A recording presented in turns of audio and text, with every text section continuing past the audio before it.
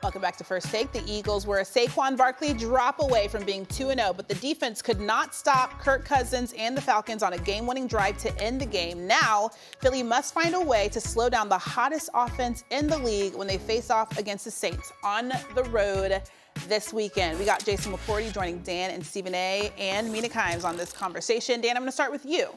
Is this a must-win game for Philly?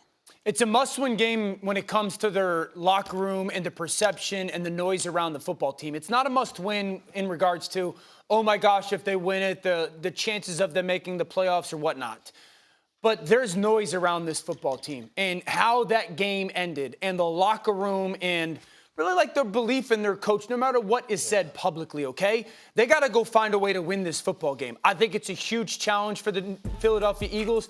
I think no matter we could point to Saquon Barkley, the decision to throw the ball on third down and then to kick the field goal on fourth down rather than go for it on fourth down and try to end the football game is the one that I disagree with. They have the worst run defense in football, okay? It's the worst run defense in football. We watched last week Atlanta go for $150 plus. Bijan, I think, had like $120 on the ground plus. They're going to see the same type of run game this week against the New Orleans Saints. And probably just as good as an offensive line in New Orleans. Probably a little bit nastier. And Alvin Kamara is as dynamic as Bijan when it comes to running this football. Their defense is the biggest question mark going into this game right now. They have to find a way for their front seven to play much better, or they're going to lose this game. And it's going to be a similar type of run performance from the New Orleans Saints.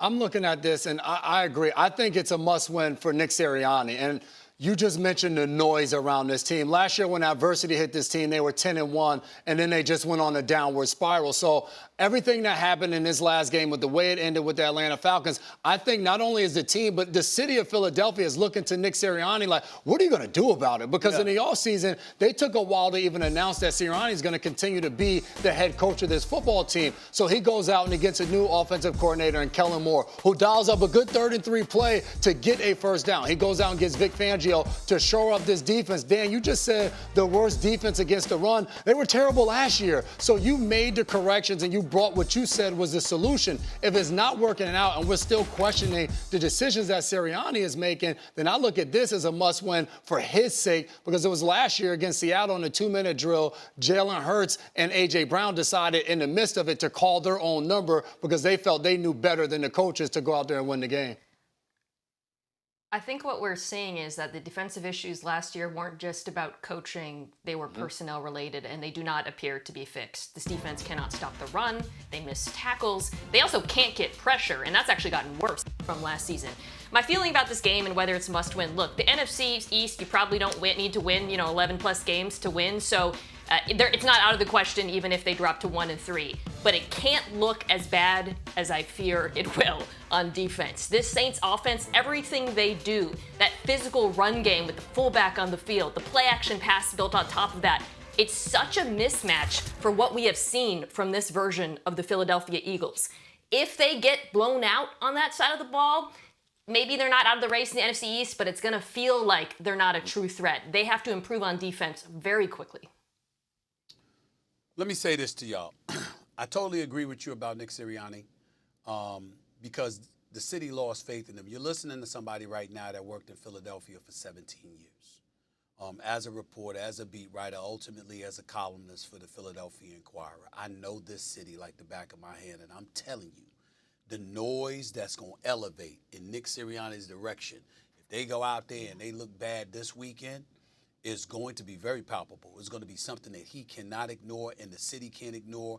Jeffrey Lurie is not going to ignore it. Howie Roseman is not going to ignore it. But here's where it also gets dicey. Jalen Hurts. He is the guy that signed for 5 years and $255 million. He is the guy that got $110 million guaranteed. Folks are looking at him and they're like, what's up?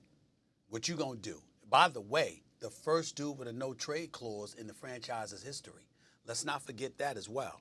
saying, where's that dude at? Yes, we lost both coordinators, okay? And Nick Sirianni, you had to hold it down yourself, basically, because you had a new staff last year. Well, what's your excuse this year? Kellen Moore is new. I get all of that, but he was one of the elite offensive coordinators. The Dallas Cowboys had the second-ranked offense in the 4 years that he was there before he departed from Dallas for the Chargers. And so now he's back in the NFC East, familiar territory with the Philadelphia Eagles. Why are we struggling to score points against the Atlanta Falcons? We going to struggle to score points against the Saints? Well, what the hell we going to do when we go up against Dallas? We going to have problems then?